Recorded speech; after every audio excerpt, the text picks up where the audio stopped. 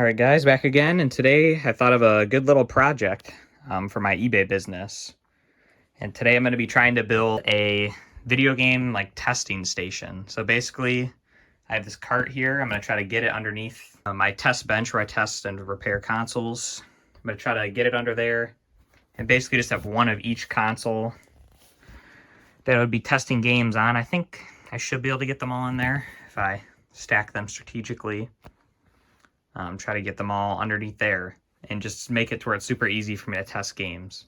Because before, I would have to bring, like if I was testing, whatever, Incredibles on GameCube, I would have to get the game, I would clean it over here, and I have to walk it all the way over to my setup, which is like all the way across the basement, and then turn everything on, and blah, blah, blah, blah, blah. So this should make it quicker and more efficient for me to test games. That's the main goal here. And a lot of times what I would also do is, like, if I had a bunch of Super Nintendo games, I would just put a Super Nintendo here and test them all just like this. So this should just make it a little quicker, just don't have to like be constantly hooking things up and unhooking them from these TVs, or just so I don't have to be walking all the way over there constantly. Some goals I have for this setup are, well, for one, to be able to get all the consoles that I want on these, on this cart, which I think I will be able to do, as I said. And another goal I have is to basically just find the crappiest condition consoles, like that have flaws and stuff like that, just so I'm not like taking up a console that I would be able to sell for full price. So basically, like the Super Nintendo, it has a broken power jack, which is granted is pretty easy to fix, but I just don't really feel like doing it, and I don't have replacements for it right now. So like that would be a good candidate for that. And that's what this Atari has been. It has an issue with the ribbon cable, so like the colors will randomly shift. So if you keep pressing the back of the console, the colors shift, but it doesn't really matter. It's good enough to like test games and stuff. You know, I might want to use a Junior instead of that. So that's another kind of goal, is to try to use the smaller versions of consoles when possible. And this may be a work in progress, just because like I don't think I have a spare PS3 right now. Like that's in bad shape that I'd want to use for this.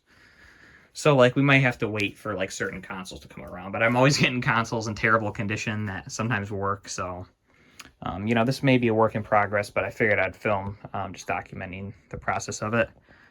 And talk about if it proves to be effective or not, which I don't see how it wouldn't be. Another goal is I want to have a power strip on this thing mounted somewhere, maybe, like, right in the front here, where I can easily just power everything off and on, because obviously I don't want all this crap plugged in all the time. So I want to just be able to easily switch it on and off. And I also want to have a switch box, so just like one of these things, so I could have all the consoles ran into one of these, and output probably to this secondary TV, because I don't use it as much as this one. So that'll be like mainly for testing games, that TV, or this TV will be used for testing the consoles. Which I know I have some spare switch boxes. I just don't know if they're going to be big enough. So we'll see. I may actually end up daisy chaining RF adapters just to get enough consoles hooked up to that TV. Because it only has one RF input and one composite. So we're going to try to get a bunch of things hooked up to that TV. And so yeah, I think it'll be kind of fun to build this. I am going to have to remove the wheels on the bottom of this cart just to get it to fit under this desk. And I'm going to have to obviously move some crap around under there to get it under there. So I'm going to do that first. So I'll update once I get the cart underneath there. All right, little update. So as you can see, I actually ended up putting it over here right underneath the photo booth, which actually might be more convenient anyway. As you can see, I did not account for this big beam that's under this desk, so I just was not able to get it under there. And even here, I was barely able to squeeze it under this table, but I was. So probably not going to have as much room as I thought, just because that top shelf's going to be really thin. But, yeah, let's see what we can get on it. And I may even be able to, this power strip back here is that I just use so I can shut off my photo booth. So I may actually just link it all in with that, just so I make sure I can never leave it on. So, yeah, I'm going to start looking through my consoles and try to start put some stuff in here and just see how it's kind of going to fit. So let's do that now. Okay, so here's our progress so far. I don't know if it's a good thing or a bad thing, but I actually don't have that many consoles that are in terrible condition right now. I do have a whole storage unit full of stuff, which I'm going to take a trip to. Maybe I'll even film that and try to look for some bad condition consoles that may work. So I tested all these out. So this N64, as you can see, it's got a beautiful, beautiful hole in the side of it. Power cord's freaking like ripped in half. I don't even know. It's like the sleeve's damaged on it. But it works perfectly, so that's like a great one. Like, okay, that's awesome. This Wii, it works, but it has a very dark picture. It has bad capacitors, and it's literally not even worth your time to replace the capacitors. So again, that's perfect. It'll read the games, and we can see that it's working. It's just going to look like crap. The Super Nintendo, so here's the kind of the thing with this setup. I may end up just putting some decent condition stuff in there just for the time being, like this. Like, this isn't too bad. I can replace the power jack, and this would actually be really probably pretty good shape, honestly, if I cleaned it up. But, you know, we can always downgrade the consoles that are in there. So, like, down the road, if I find a just Super Nintendo that's just absolutely destroyed, which I do find those a lot, and if it works, someone just literally bought them, actually, last week, so it was kind of bad timing, but I did have some like that, but now they're all gone. So, like, this will be in there for a time, but I'm sure that that'll get downgraded to be something worse that works. A PS2 Fat we're going to go with, just because this one has, like the memory card flap's broken. Sounds like this, and the tray is, like, really jacked up. I don't even know how to describe it, but it's really messed up. But I've been using this for testing. This is, like, one that I just bring out just to test games. It works perfectly. It's kind of weird, but it's not really in good shape. And actually, being the fat model, we'll be able to set stuff on top of it, and the tray will just be able to slide out. Whereas if the slim, you couldn't like really stack stuff on top of it. So this actually, I think, will end up taking up less room in that way.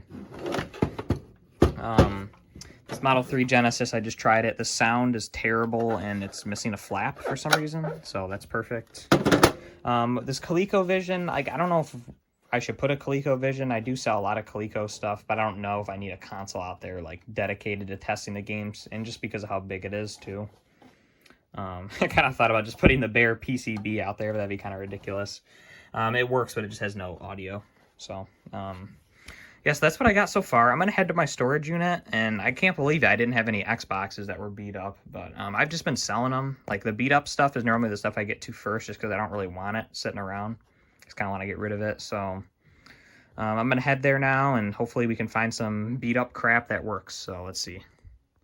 All right, so I'm in the storage unit right now. I'll have to make a video one day going through here, but there's a lot of stuff. I was able to find a few potential candidates. I mean, obviously I don't really know if anything's working.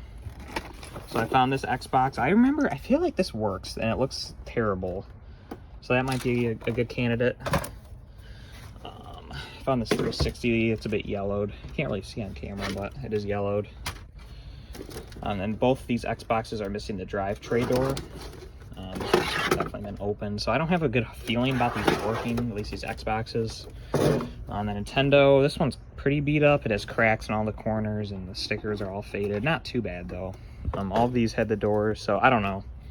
I'm going to keep looking, and I'm going to go home and try to set everything up. So, yeah, I'm also going to bring some other stuff home to sell, just because I did run out of Xboxes. So I'm going to grab some of these, and we're going to head home and get everything set up, or at least try to.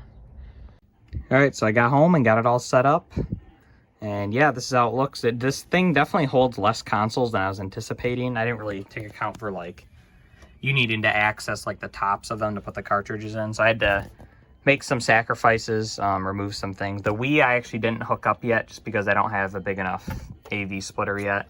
I may end up just running the cables up to the TV and just making them easy to plug in. So, but yeah, I just want to kind of show how I had it set up here. It does work. So here's the PS2. Shut the Genesis off. It works. Here's the tray issue I was talking about earlier when you hit eject. Well, that time it came out pretty good, but yeah, it doesn't go in. It's definitely jacked up, but you just kind of have to help the tray in and out. But it does work, so that's good. Xbox 360. That Slim that I had was all torn up. It actually didn't work. I, for some reason, thought it did, but it did not. Here's the N64 with the big hole in it. It's just kind of on an angle here. I really had no other better place to put it, just because I needed a room to be able to put the cartridge in. Here's the Nintendo I ended up using. It actually says test on it, ironically enough. And I think it has new pins that really tighten. It works every time. It has some cracks around the edges. Not too bad of condition, but it's actually good for testing because it reads the games really good. This Xbox, missing the tray, surprisingly worked, and it's missing like all the feet and screws and stuff, but it actually works, so that's really good. The Genesis 3, that ended up working out perfect right there. And the Super Nintendo, I found this one in my storage unit. I forgot to show it. It's like a big hole in the front and a lot of other things. But if I want to use it, I'll just have to pull it out like this, and then I can use it, pop games in it that way. Just didn't have enough room to put it on these shelves and have the cartridge able to be put in. So yeah, if you turn it on, the image will just appear up there for RF. And then for composite, you'll have to switch between these buttons. I will label them later on just so I know what's what. And yeah, that's basically it. I just wanted to kind of show the setup. I think it's really going to help my productivity and listing games and testing them out. Maybe I'll try to add stuff to the setup in the future, even though there isn't much room to, but maybe I'll think of something. Anyway, I hope you guys enjoyed the video, and thanks so much for watching. Bye.